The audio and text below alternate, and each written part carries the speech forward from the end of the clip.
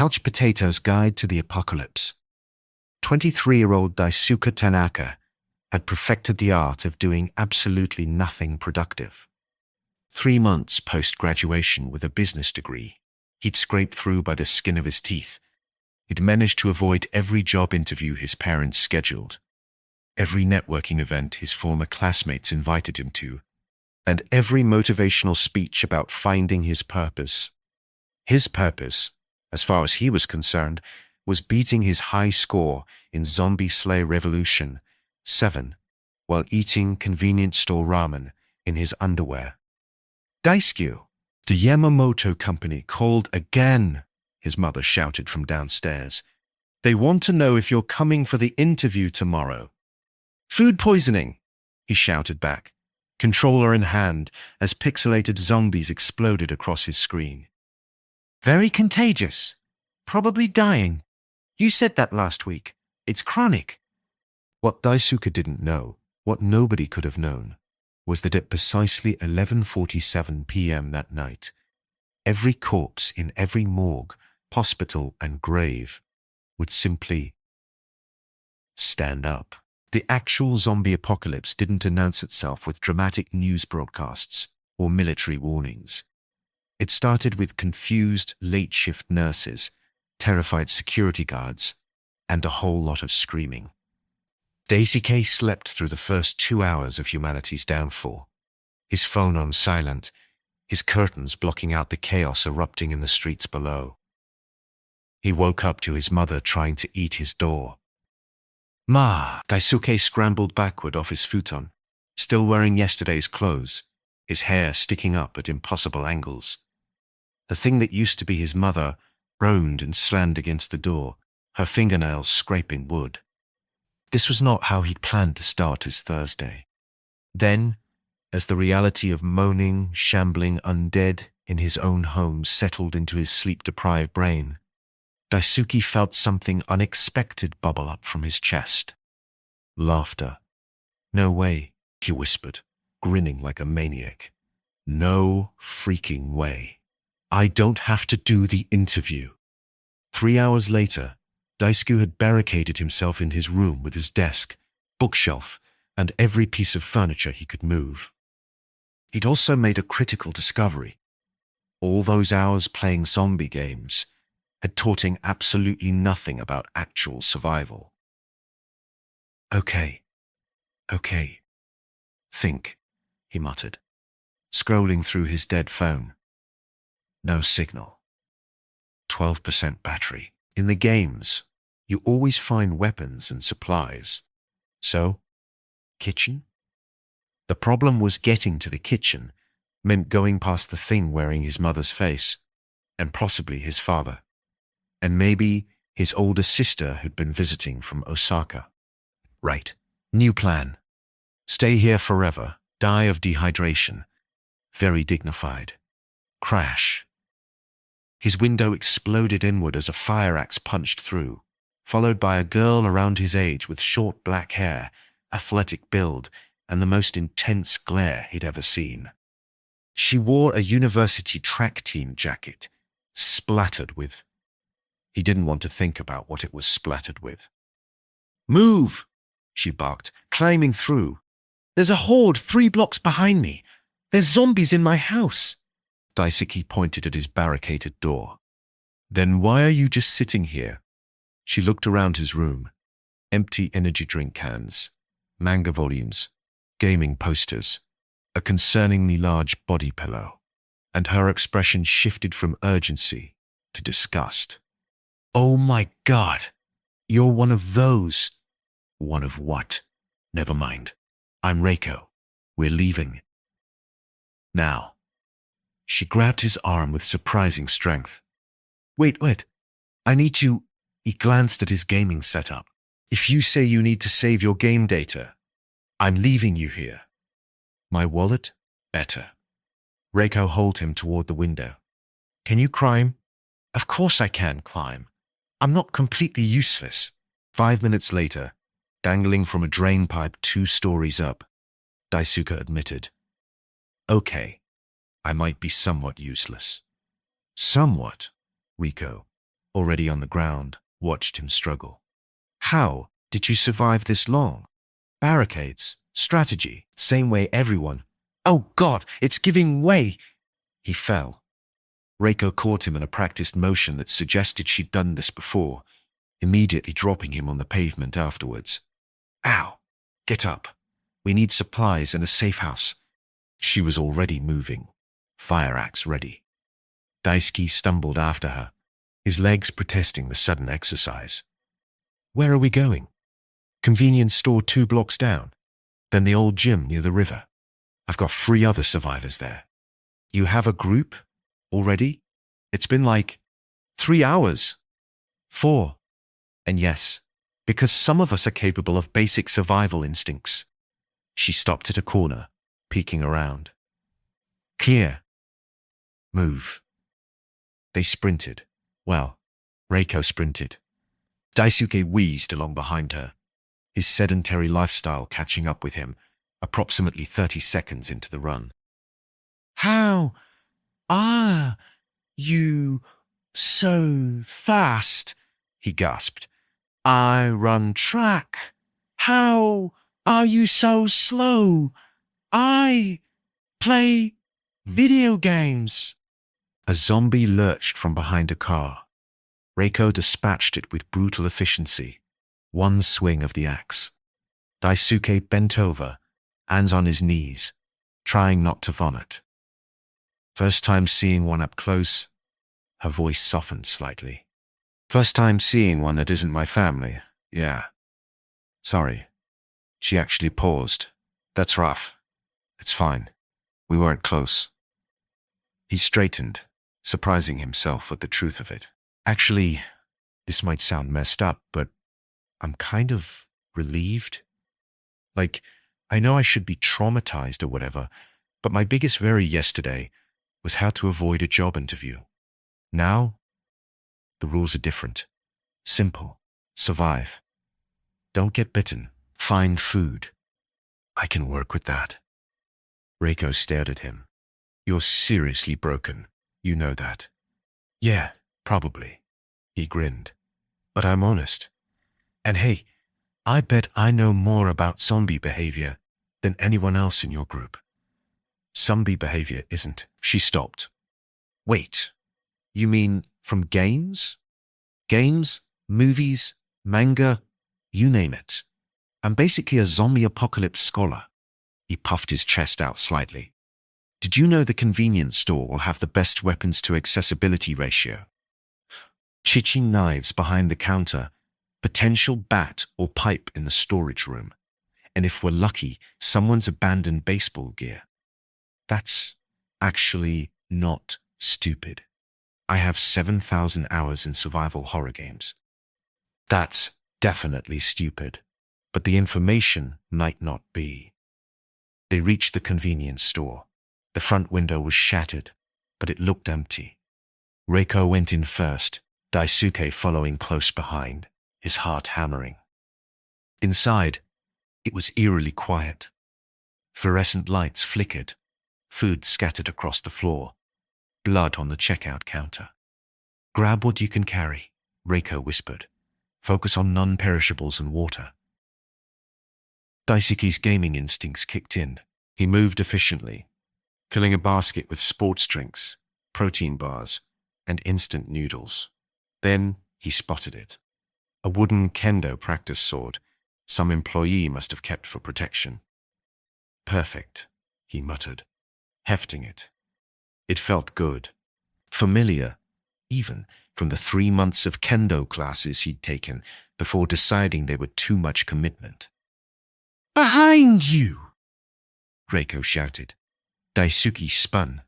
A zombie, fresh, fast, definitely a runner, lunged at him from the storage room. Instinct took over. He swung the bokken in a perfect overhead strike he'd practiced countless times in his room while pretending to be an anime protagonist. The zombie went down. Holy! Reiko stared. You actually have a skill. I do. Daisuke looked at the bokken, then at her, and back at the fallen zombie. I have a skill. Don't get cocky. Grab your stuff, we're moving. But Daisuke felt something shift inside him. Maybe he wasn't completely useless. Maybe all those hours that everyone said he was wasting had actually prepared him for something. Sure, it took a literal apocalypse to find purpose, but he'd take it. Reiko? What? I want to train. Properly. Teach me how to survive for real, not just game logic. She looked at him. Really looked at him for the first time.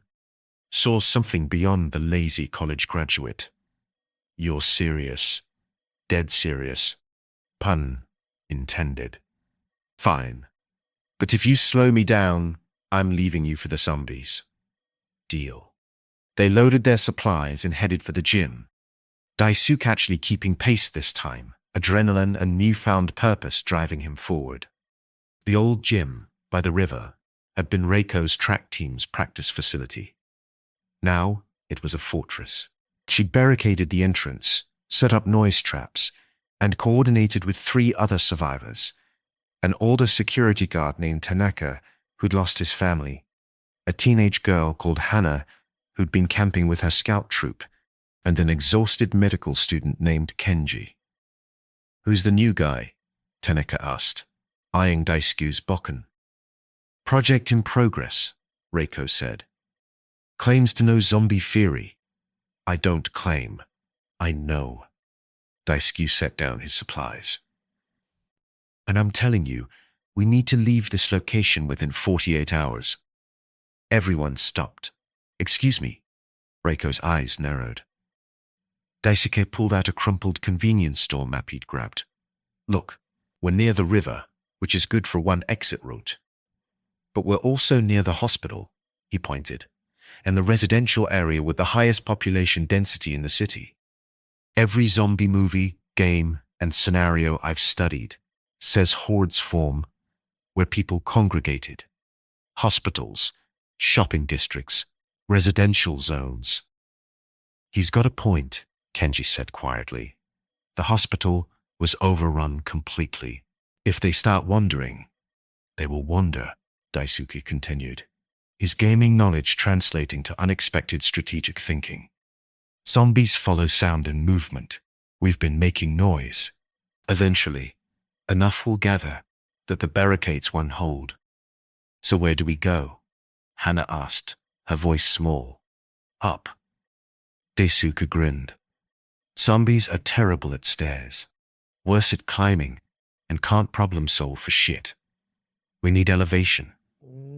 I'm thinking the old office building on 5th Street. 8 floors. Single stairwell we can barricade. Roof access for visibility and potential helicopter rescue. Reiko crossed her arms. And you know this because Dead Rising 2, Left 4 Dead, Project Zomboid, and a frankly embarrassing amount of Giorgio Moroder films. He met her gaze. I'm serious.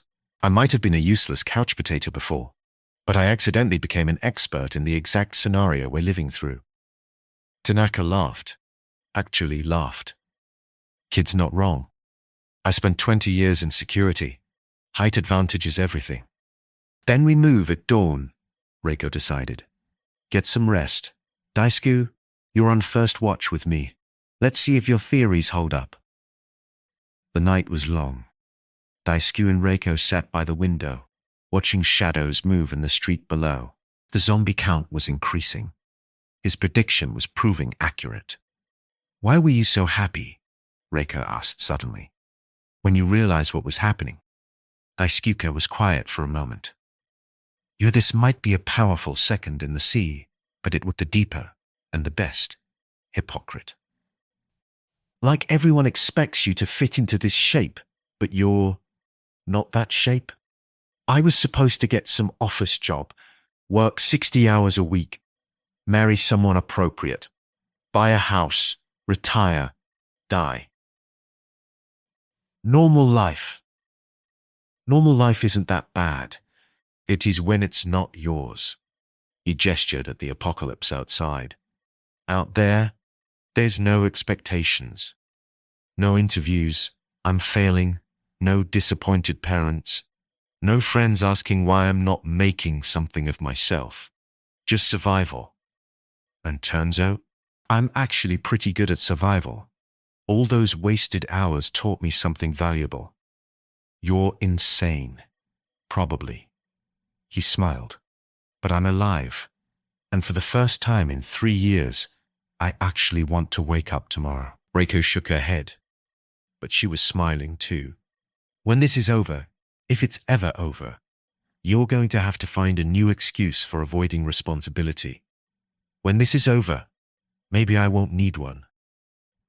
A massive crash interrupted them.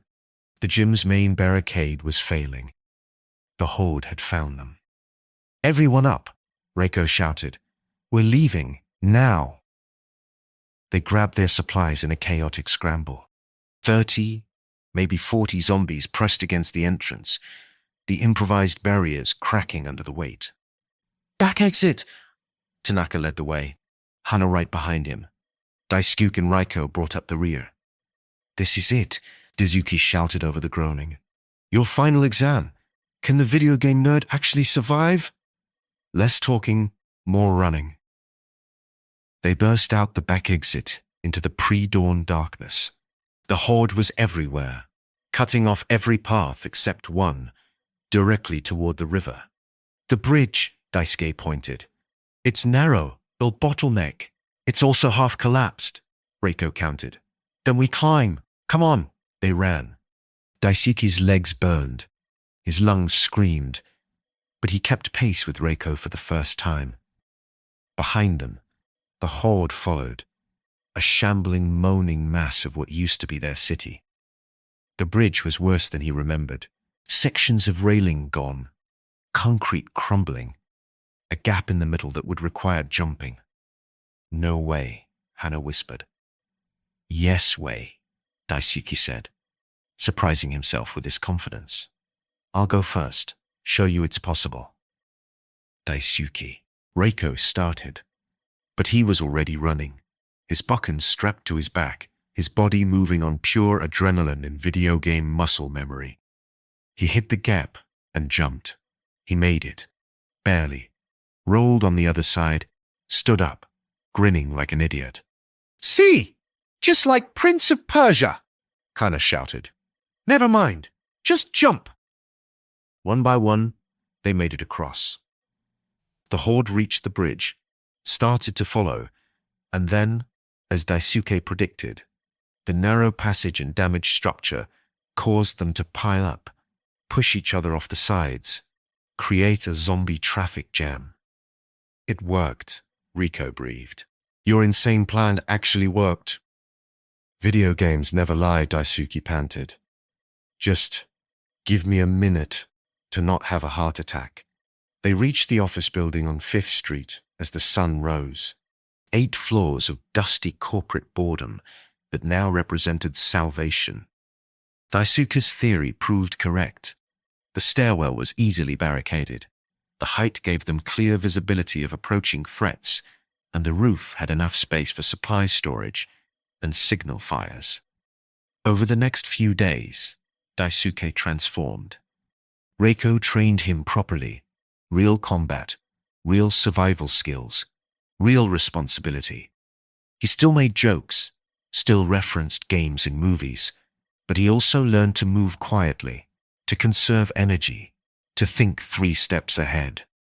You're actually pretty competent, Reiko admitted on the 4th night, watching him organize their supply inventory with unexpected precision. Years of RPG inventory management. He grinned. Everything has a purpose, even the stuff that seems useless. Is that supposed to be a metaphor? Maybe. I'm not that deep, though.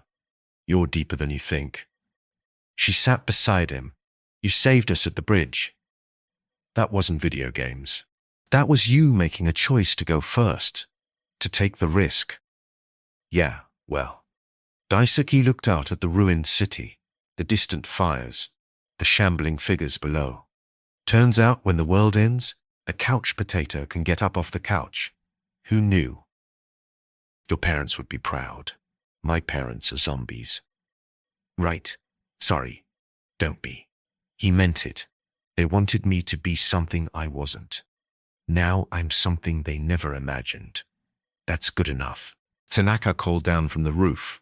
He'd spotted another group of survivors 3 blocks away, trying to signal. They were planning a rescue mission at dawn. You ready? Reiko asked. Daisuke hefted his bokken, worn now from use but still solid.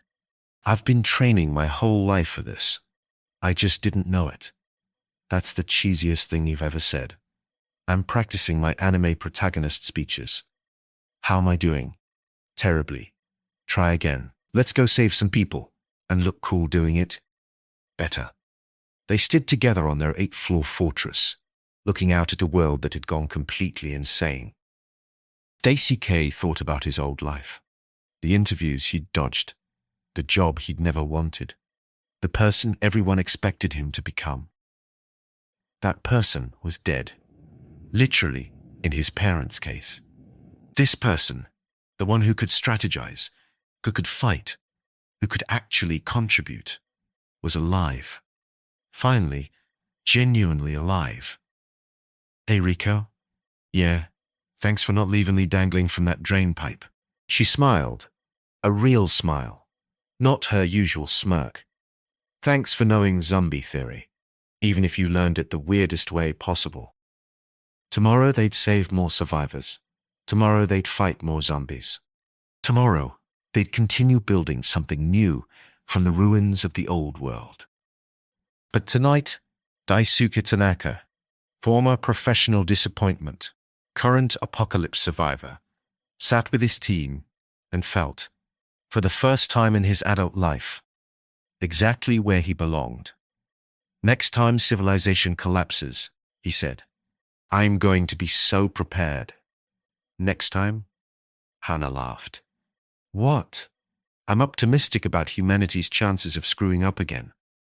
They all laughed then, survivors finding humor in the ruins, and somewhere in the dark city below, more zombies moaned their endless chorus. Daisuke grinned and grabbed his bokken. Let them come.